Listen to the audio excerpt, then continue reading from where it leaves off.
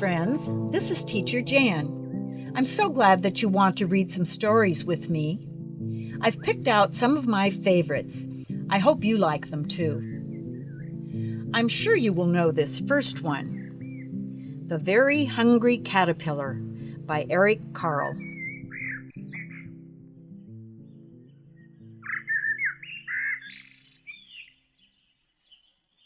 In the light of the moon, a little egg lay on a leaf. One Sunday morning, the warm sun came up, and pop!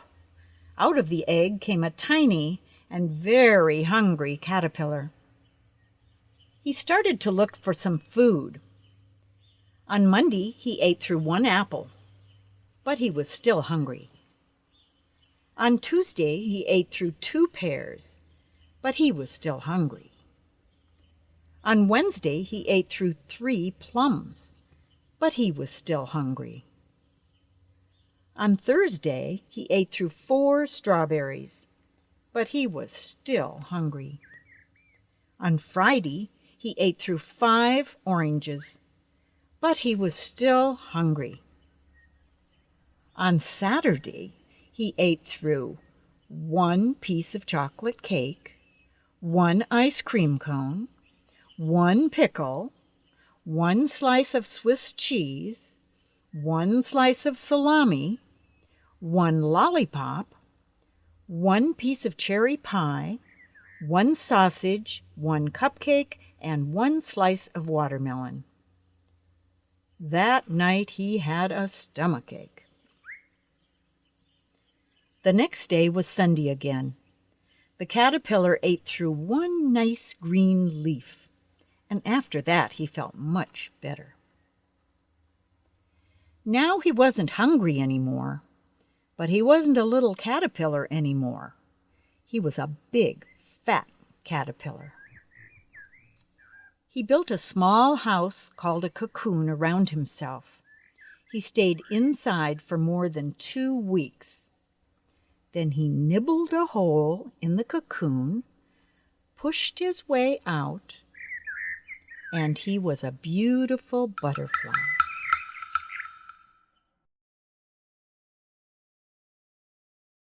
The caterpillar munches along, and as she does, she sings a song. La la la la la la la la la la la la la la la la. The caterpillar spins a cocoon, and as she does, she starts to croon. Dum-dee-dum-dee, dum-dee-dum-dee, dum-dee, dum-dee. Then she pushes and pushes right out, and as she does, she starts to shout. I can fly, fly, fly, fly, fly. I'm a butterfly, a butterfly. I can fly, fly, fly, fly, fly. Now I'm a butterfly.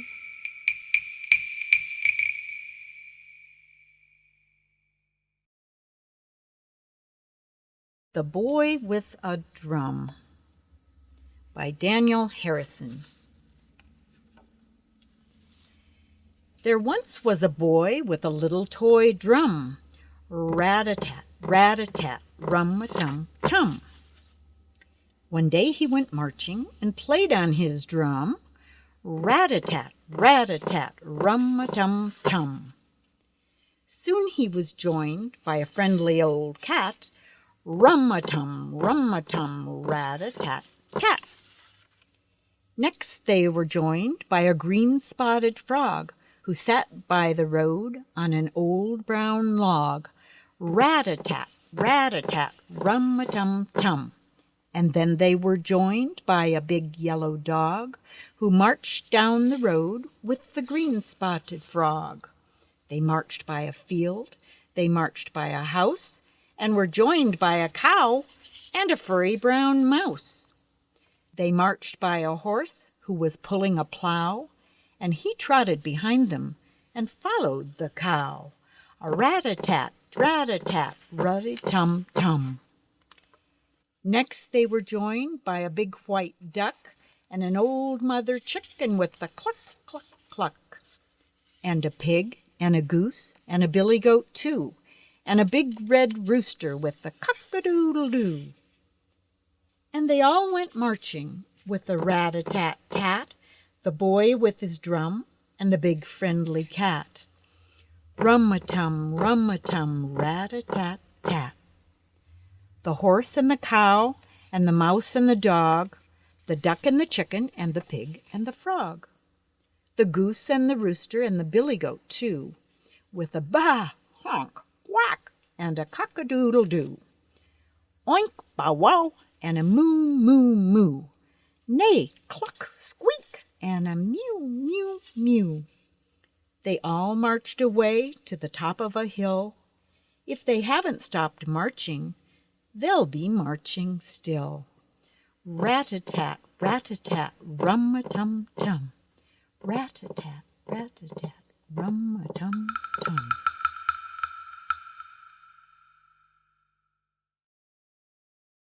Rhinos for lunch and elephants for supper. A Maasai tale told by M. Mullally. After a pleasant walk in the forest, a little hare cheerfully arrived back at the cave where her den was hidden. "I'll hop in," she thought happily, "roast a few nuts for lunch and have a peaceful nap." She was about to enter when a rustling sound inside the cave made her heart jump. "Who's there?" cried the hare. "A monster, a monster!" boomed a voice. "I eat rhinos for lunch and elephants for supper. Come in if you dare."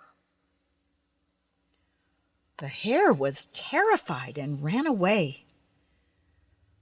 Along the way she met a fox and told him of the monster. "I'll get him out for you," said the fox. "You can't," shrieked the hare. "He eats rhinos for lunch and elephants for supper." "Come, I'll sink my teeth into him and drive him away," the fox boasted. At the cave, the fox bared his teeth and barked.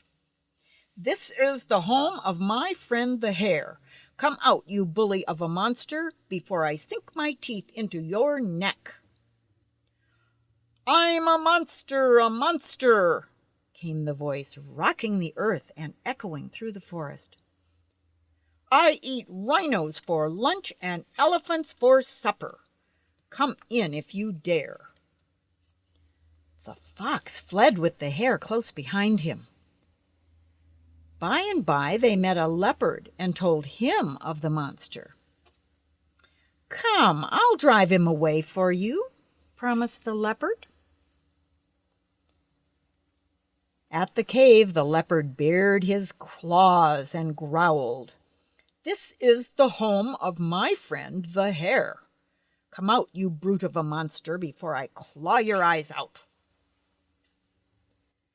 "I'm a monster, rang the voice.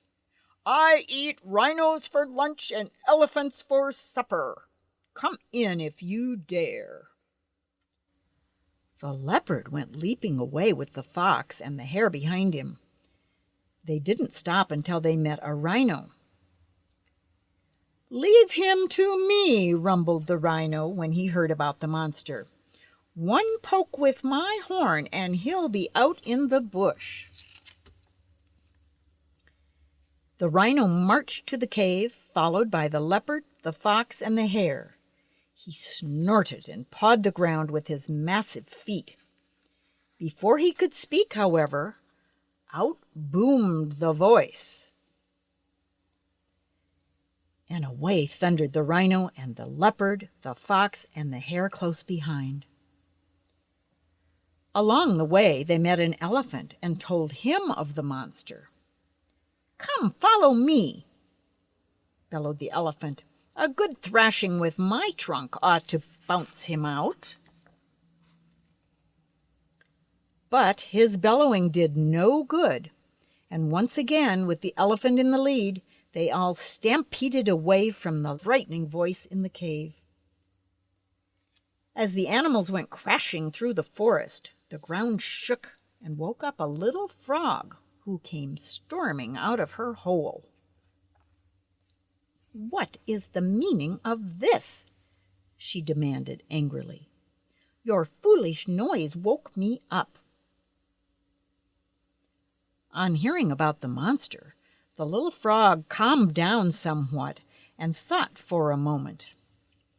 Then she said, "Come, I'll drive him out for you."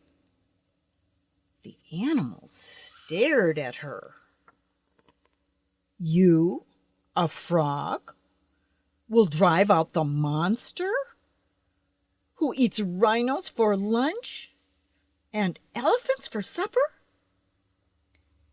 "If I'm to finish my nap, I'll have to," sighed the frog.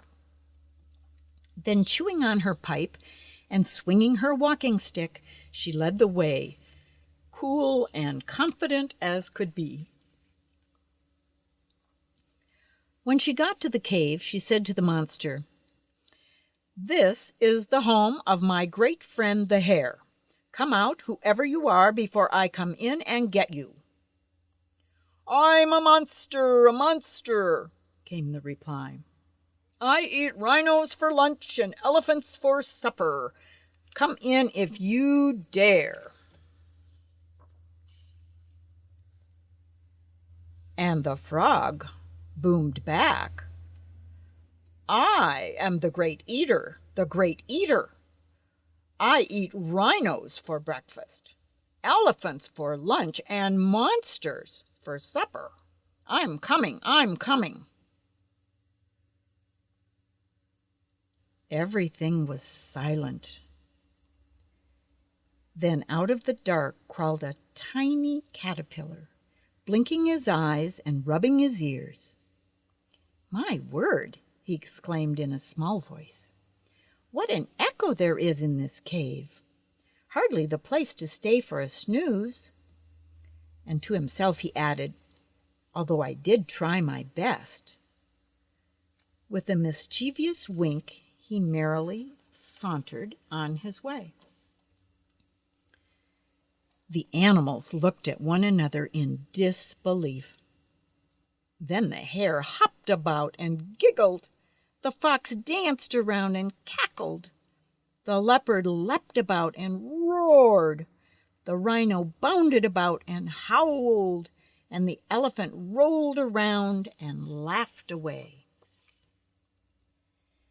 As for the brave little frog, she didn't so much as crack a smile. "Come with me," she called after the caterpillar. "I know just the place for—" and she turned around and glowered at the laughing animals, "an uninterrupted afternoon nap." Then, swinging her walking stick and chewing on her pipe, she led the way, cool and confident as can be.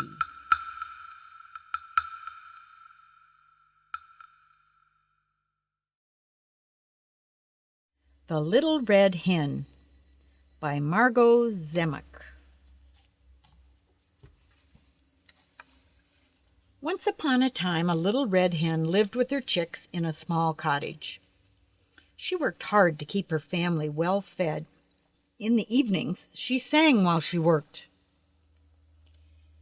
One day, when the little red hen was out walking with her friends, the goose, the cat, and the pig, she found a few grains of wheat. "Who will plant this wheat?" she asked her friends, the goose, the cat, and the pig. "Not I," said the goose. "Not I," said the cat. "Not I," said the pig. "Then I'll do it myself," said the little red hen. And she did. One morning the little red hen saw that the green wheat had sprouted. "Oh, come and see the green wheat sprouting," she called to her chicks. All summer the wheat grew taller and taller. It turned from green to gold, and at last it was time for the wheat to be harvested. "Who will harvest this wheat?" she asked her friends, the goose, the cat, and the pig. "Not I," said the goose. "Not I," said the cat. "Not I," said the pig. "Then I'll do it myself," said the Little Red Hen. And she did. At last the wheat was all cut down, and it was time for it to be threshed. "Who will thresh this wheat?" she asked her friends, the goose, the cat, and the pig. "Not I," said the goose. "Not I," said the cat. "Not I," said the pig. "Then I'll do it myself," said the Little Red Hen. And she did. At last the wheat was threshed, and the Little Red Hen poured the golden grains into a large sack, ready to take to the mill to be ground into flour. The next morning the Little Red Hen asked her friends, the goose, the cat, and the pig, "Who will take this wheat to the mill to be ground into flour?" "Not I," said the goose. "Not I," said the cat. "Not I," said the pig. "Then I'll do it myself," said the Little Red Hen. And she did. The next day the Little Red Hen asked her friends, the goose, the cat, and the pig, "Who will bake this flour into a lovely loaf of bread?" "Not I," said the goose. "Not I," said the cat. "Not I," said the pig. "Then I'll do it myself," said the Little Red Hen. And she did. At last the bread was baked, and the Little Red Hen called to her friends, the goose, the cat, and the pig, "Who will eat this lovely loaf of bread?" "I will," said the goose. "I will," said the cat. "I will," said the pig. "No, no, you won't," said the Little Red Hen. "I found the wheat, and I planted it. I watched the wheat grow, and when it was time I harvested it and threshed it and took it to the mill to be ground into flour. And at last I've baked this lovely loaf of bread. Now," said the Little Red Hen, "I'm going to eat it myself." And she did. Lizard's Song by George Shannon. Lizard lived in the mountains of the West. He liked it there and lived on a big flat rock. He was so happy living there that he often made up songs. They were not fancy songs, but they were his. Almost every day he would dance about on his rock, singing a song. "Soli, soli, soli, rock is my home, rock is my home." He sang his songs in the sunlight, in the wind, in the rain, and even at night. One day Bear heard him singing. Bear was the kind who, when he saw something he liked, took it. Bear liked Lizard's song, and he wanted it. He ran up to Lizard's rock and said, "Teach me that song. I want it." Lizard was glad to share his song. "Sit down," he said. "I will sing it over and over until you know it." "Soli, soli, soli, rock is my home, rock is my home." He had to sing it 10 times before Bear learned it. "I know it now," said Bear, and off he went, singing and dancing. "Soli, soli, soli, rock is my home, rock is my..." Quack, quack, quack, quack, quack, quack, quack. He was so busy singing he didn't see the pond. The ducks on the pond heard Bear and flew off right past his nose. Bear was so startled, he forgot the song. He ran back to Lizard's rock. "Lizard, teach me the song again. I forgot." Lizard sang the song over and over again. "Soli, soli, soli." And after the 12th time, Bear said, "I know it, I know it." And off he went. Bear was very proud of his song. He went singing and dancing across the land. Soli, soli, soli, rock, swish! A rabbit jumped out of its hole and right past Bear. Bear chased after the rabbit, but that rabbit was faster. The rabbit got away, and so did the song. Bear could not remember a single note, not even zo. He started back to Lizard's rock. "Lizard," said Bear, "teach me that song." Bear asked time and time again, but Lizard was asleep. He didn't hear a word. Bear did not know what to do. He thought, and then quickly scooped Lizard up in a sack. He would take Lizard home with him. That's what he'd do. He had Lizard in the sack, but it was a quiet trip home. No song to sing, no dances to do. As he walked along, the sack swung about. Lizard woke up. No sun, no moon. All he could see was dark. Lizard was scared. He quietly began to sing his song. Soli, soli, soli, rock is my home, rock is my... Bear heard him. He stopped and dropped the sack. "Lizard, teach me your song. I want it." "Bear," said Lizard as he crawled out of the sack, "my song is about rocks. My song is about me. What about you, Bear? What is your home?" "Den," answered the bear. "Den is my home." Lizard thought and smiled, and then began to sing. Zoli, zoli, zoli, rock is my home. What is your home?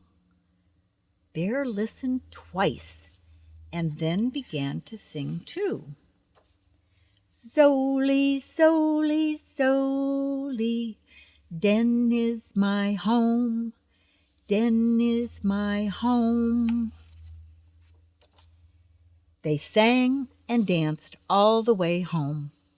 Lizard to his rock, and Bear to his den.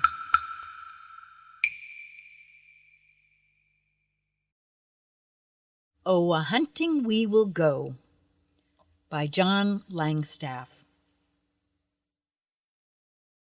Oh, a-hunting we will go, a-hunting we will go. We'll catch a fox and put him in a box, and then we'll let him go. Oh, a-hunting we will go, a-hunting we will go. We'll catch a lamb and put him in a pram, and then we'll let him go. Oh, a-hunting we will go, a-hunting we will go. We'll catch a goat and put him in a boat, and then we'll let him go. Oh, a-hunting we will go, a-hunting we will go. We'll catch a bear and put him in underwear, and then we'll let him go. Oh, a-hunting we will go, a-hunting we will go. We'll catch a whale and put him in a pail, and then we'll let him go. Oh, a-hunting we will go, a-hunting we will go. We'll catch a snake and put him in a cake, and then we'll let him go. Oh, a-hunting we will go, a-hunting we will go. We'll catch a mouse and put him in a house, and then we'll let him go. Oh, a-hunting we will go, a-hunting we will go. We'll catch a pig and put him in a wig, and then we'll let him go. Oh, a-hunting we will go, a-hunting we will go. We'll catch a skunk, be you, and put him in a bunk, and then we'll let him go. Oh, a-hunting we will go, a-hunting we will go. We'll catch an armadillo and put him in a pillow, and then we'll let him go. Oh, a-hunting we will go, a-hunting we will go. We'll catch a fish and put him in a dish, and then we'll let him go. Oh, a-hunting we will go, a-hunting we will go. We'll catch a brontosaurus and put him in a chorus, and then we'll let him go. Oh, a-hunting we will go, a-hunting we will go. We'll just pretend, and in the end, we'll always let them go.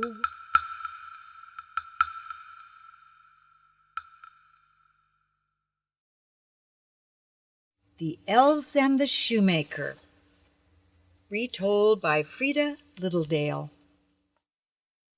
There was once a good shoemaker who became very poor.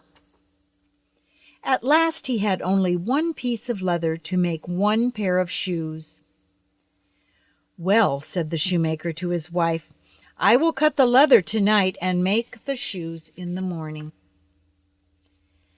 The next morning he went to his table, and he couldn't believe what he saw.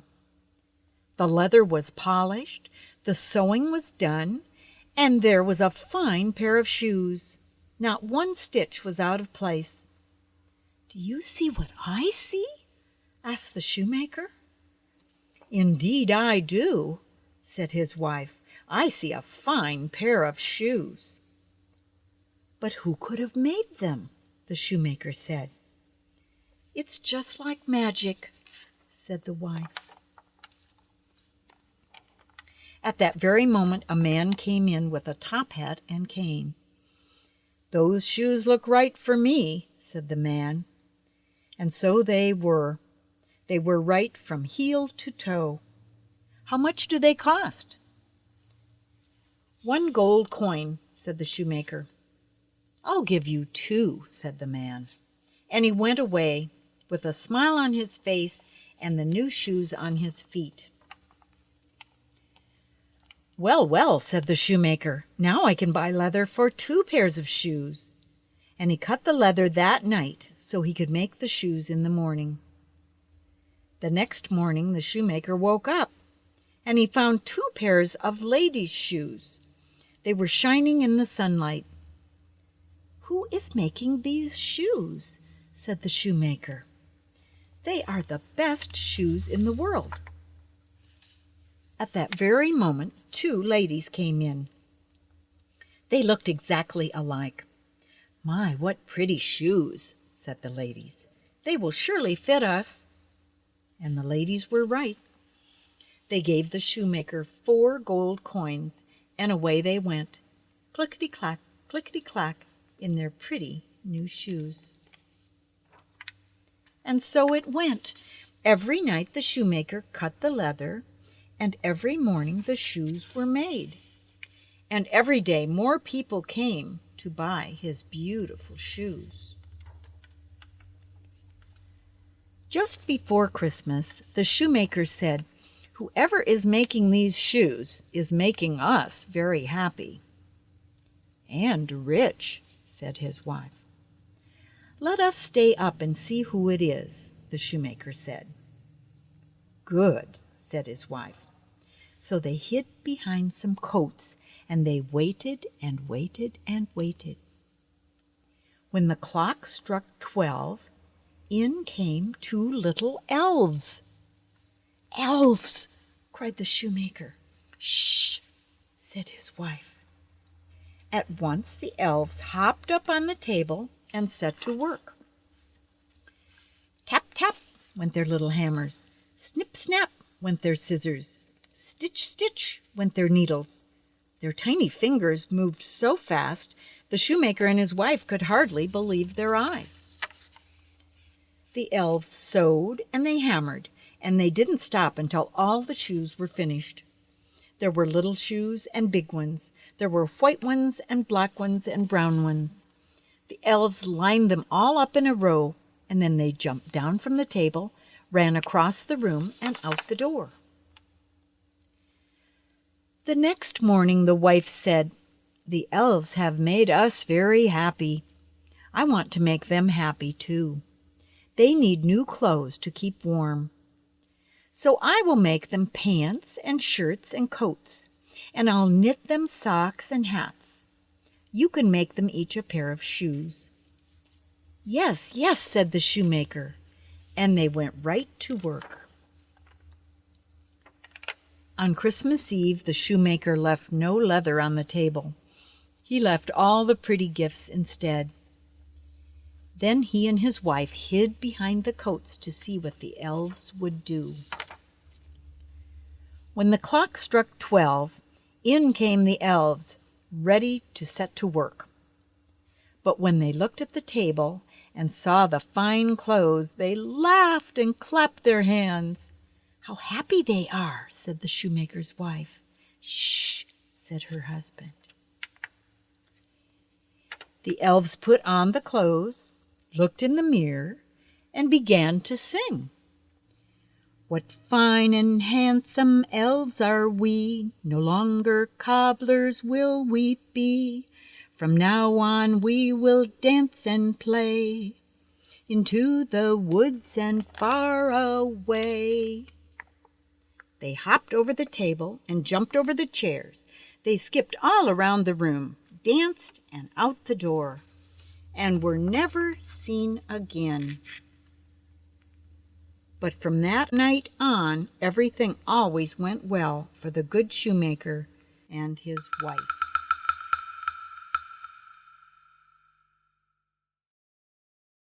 I Know an Old Lady by Rose Bond. I know an old lady who swallowed a fly. I don't know why she swallowed a fly. I guess she'll die. I know an old lady who swallowed a spider that wriggled and jiggled and tickled inside her. She swallowed the spider to catch the fly, but I don't know why she swallowed the fly. I guess she'll die. I know an old lady who swallowed a bird. How absurd! To swallow a bird. She swallowed the bird to catch the spider that wriggled and jiggled and tickled inside her. She swallowed the spider to catch the fly, but I don't know why she swallowed the fly. I guess she'll die. I know an old lady who swallowed a cat. Now fancy that, to swallow a cat. She swallowed the cat to catch the bird. She swallowed the bird to catch the spider that wriggled and jiggled and tickled inside her. She swallowed the spider to catch the fly, but I don't know why she swallowed that fly. I guess she'll die. I know an old lady who swallowed a dog. My, what a hog to swallow a dog. She swallowed the dog to catch the cat. She swallowed the cat to catch the bird. She swallowed the bird to catch the spider that wriggled and jiggled and tickled inside her. She swallowed the spider to catch the fly, but I don't know why she swallowed the fly. I guess she'll die. I know an old lady who swallowed a goat. Just opened her throat and in walked the goat. She swallowed the goat to catch the dog. She swallowed the dog to catch the cat. She swallowed the cat to catch the bird. She swallowed the bird to catch the spider that wriggled and jiggled and tickled inside her. She swallowed the spider to catch the fly, but I don't know why she swallowed the fly. I guess she'll die. I know an old lady who swallowed a cow. I don't know how she swallowed a cow. She swallowed the cow to catch the goat. She swallowed the goat to catch the dog. She swallowed the dog to catch the cat. She swallowed the cat to catch the bird. She swallowed the bird to catch the spider that wriggled and jiggled and tickled inside her. She swallowed the spider to catch the fly, but I don't know why she swallowed the fly. I guess she'll die. I know no lady who swallowed a horse. She's dead, of course.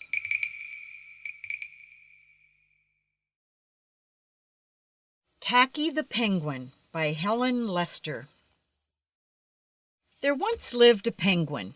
His home was a nice icy land he shared with his companions.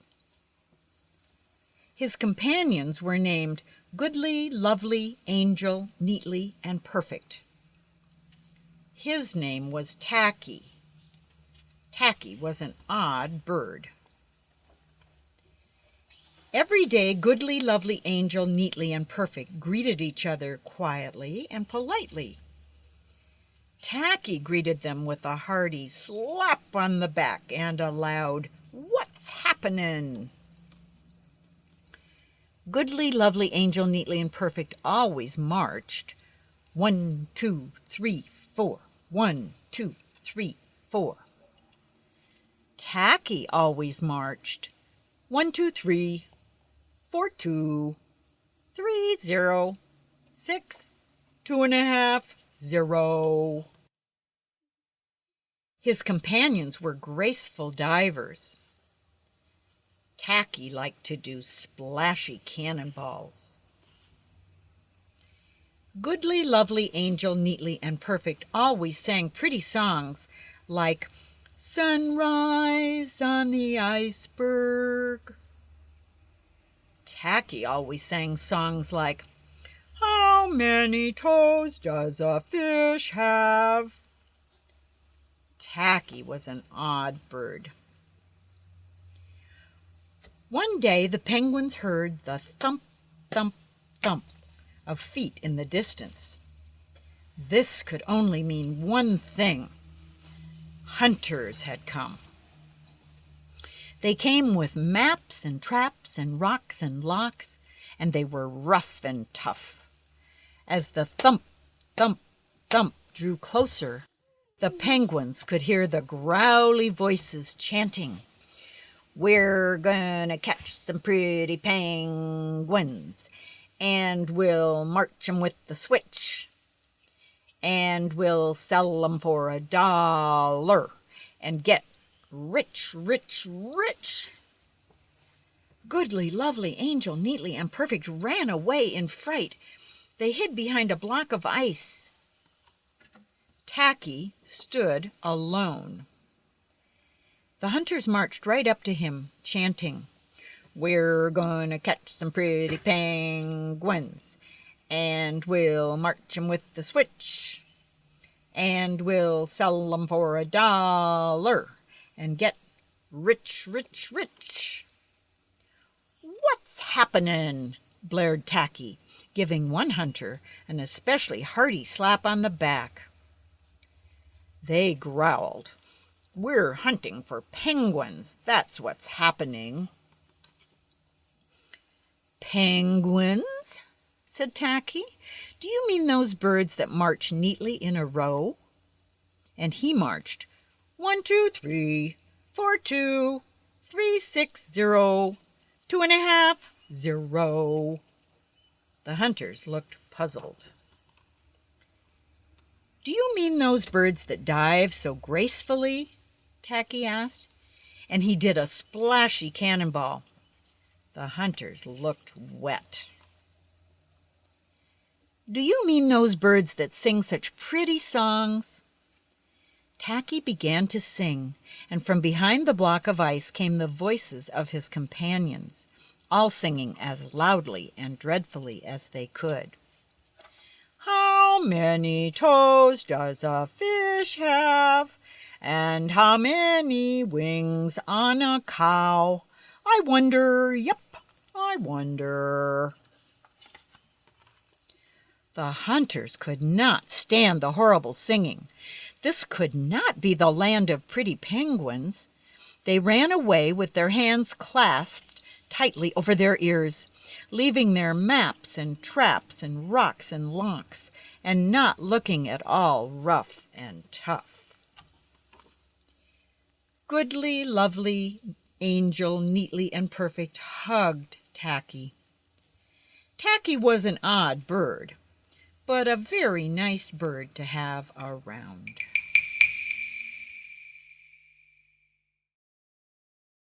The Gunny Woof, a folk tale retold by Wilhelmina Harper. Once there was a little girl who lived with her mother very close to a dense jungle. Every day the mother would caution little girl to be most careful and never enter the jungle, because if she did, the Gunny Woof might get her. Little girl always promised that she would never even go near the jungle. One day the mother had to go away for a while. Her last words were to caution little girl that whatever else she did, she must keep far away from the jungle. And little girl was very sure that she would not go anywhere near it. The mother was hardly out of sight, however, when little girl noticed some beautiful white flowers growing at the very edge of the jungle. Oh, she thought, wouldn't I love to have some of those? I'll pick just a few. Then, forgetting all about the warning, she began to gather the white flowers, all the while singing happily to herself. Kum-kwa-ki-wa, kum-kwa-ki-wa.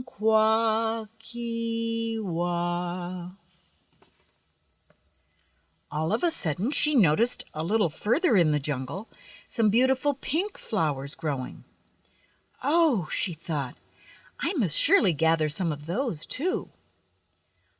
On she tripped farther into the jungle and began picking the pink flowers, all the while singing happily. Kum-kwa-ki-wa, kum-kwa-ki-wa. When she had her arms full of white and pink flowers, she peeped a little further, and way in the middle of the jungle she saw some beautiful orange flowers growing. Oh, she thought, I'll just take a few of those, and what a pretty bouquet I'll have to show my mother. So she gathered the orange flowers too, singing to herself all the while. Kum-kwa-ki-wa, kum-kwa-ki-wa. When suddenly up rose the Gunny Woof. He said, Little girl, why for you move? Trembling, she answered, I no move. The Gunny Woof said, Then you sing that guten sweeten song again. So she sang, Kum-kwa-ki-wa, kum-kwa-ki-wa. And then the old Gunny Woof nodded his head and fell fast asleep. Away ran little girl as fast as ever she could. Pit-pat, pit-pat, pit-pat, pit-pat, pit-pat, pit-pat. Then the Gunny Woof woke up. Away he ran, hunker-cha, hunker-cha, hunker-chock, until he caught up with her. And he said, Little girl, why for you move? I no move, she answered. Then you sing that guten sweeten song again. Timidly she sang, Kum-kwa-ki-wa, kum-kwa-ki-wa. Then the old Gunny Woof nodded, and went sound asleep. Away ran little girl just as fast as ever she could. Pit-pat, pit-pat, pit-pat, pit-pat. And again the Gunny Woof woke up. Away he ran, hunker-cha, hunker-cha, hunker-cha, hunker-cha. Pit-pat, pit-pat, pit-pat, pit-pat, hunker-cha, hunker-cha, until he caught up with her. And he said, Little girl, why for you move? I no move. "Then you sing that gootin' sweetin' song again." So she sang, "Kumquakiwa, kumquakiwa," until the old Gunny Woof again nodded, and fell asleep. Then away ran Little Girl, pit-pat, pit-pat, pit-pat, pit-pat, pit-pat, pit-pat, until she came almost to the edge of the jungle. Pit-pat, pit-pat, pit-pat, pit-pat, pit-pat, until she got away out of the jungle. Pit-pat, pit-pat, pit-pat, pitty-pat, pitty-pat, pitty-pat, until she reached her very own door. From that day to this, Little Girl has never gone into the jungle.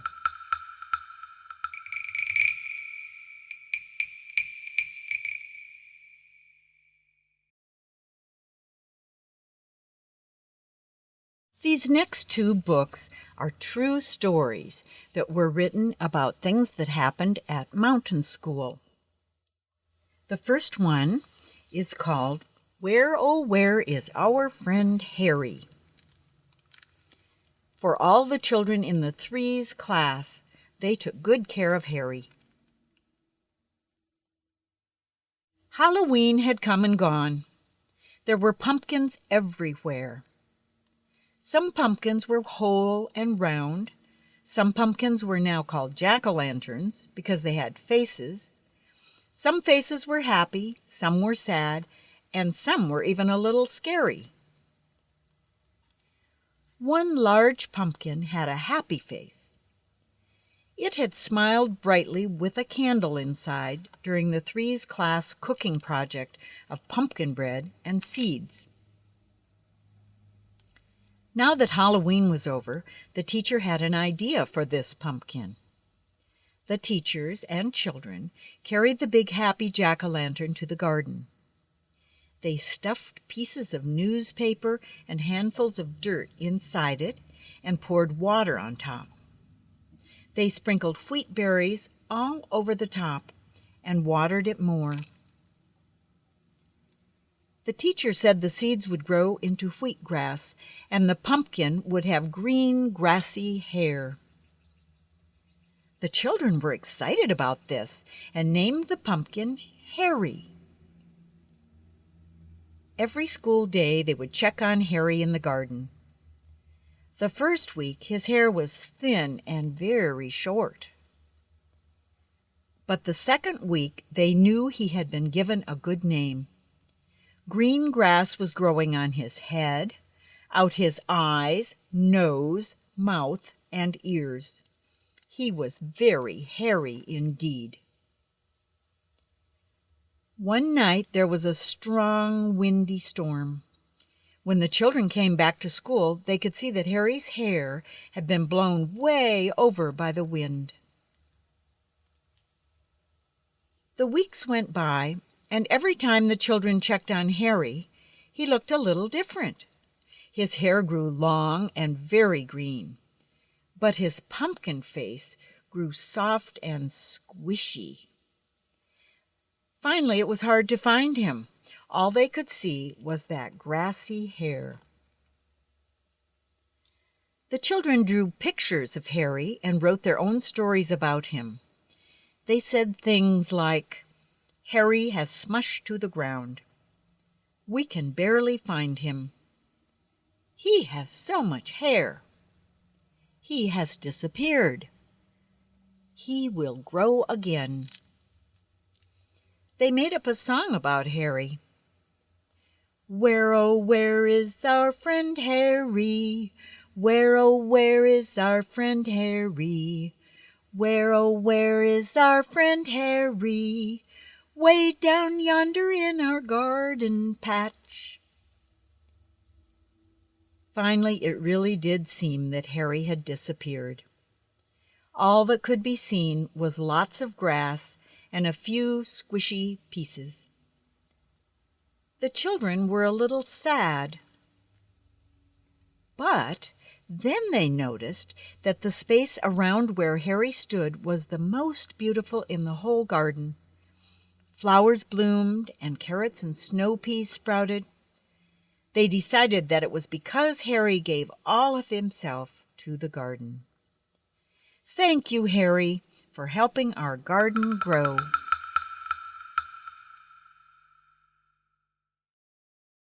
Red Finds a Home by Jan Eby.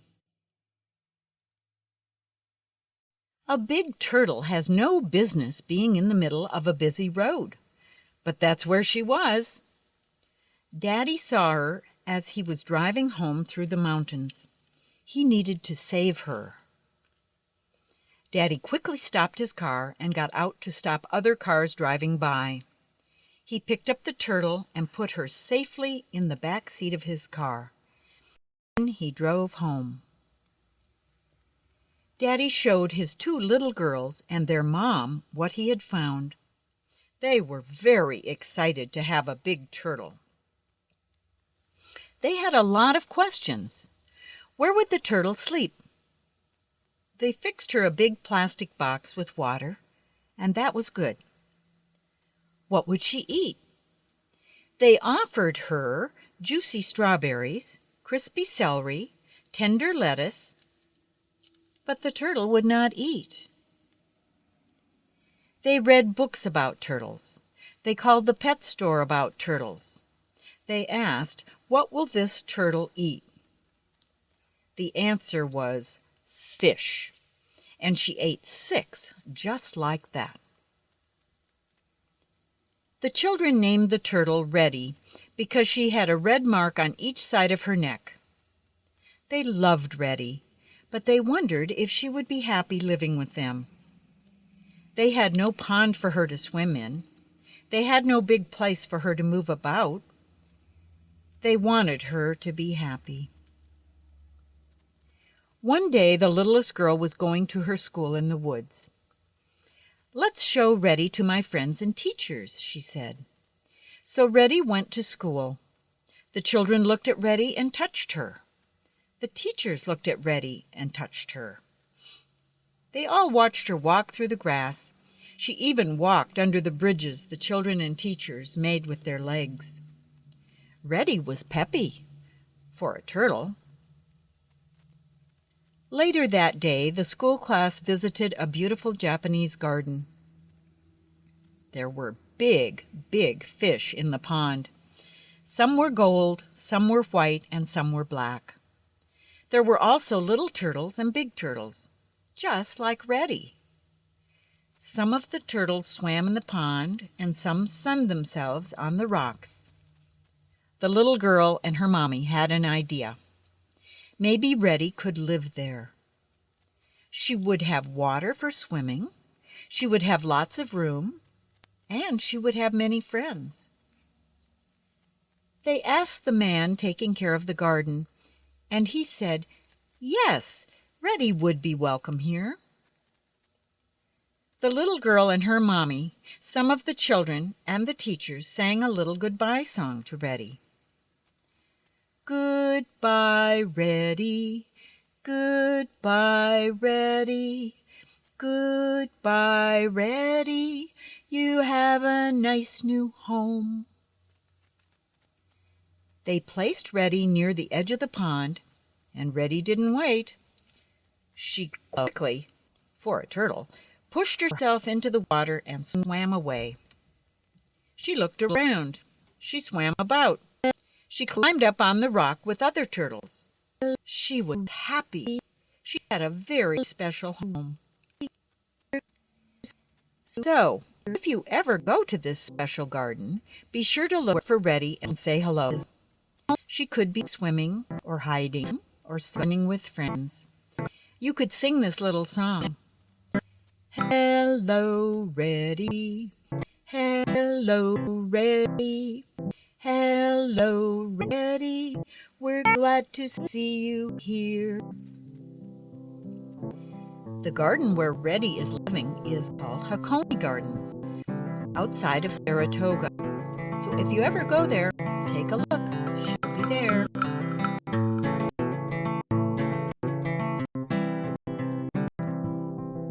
Thank you, Teacher Jan. from all the families of mountains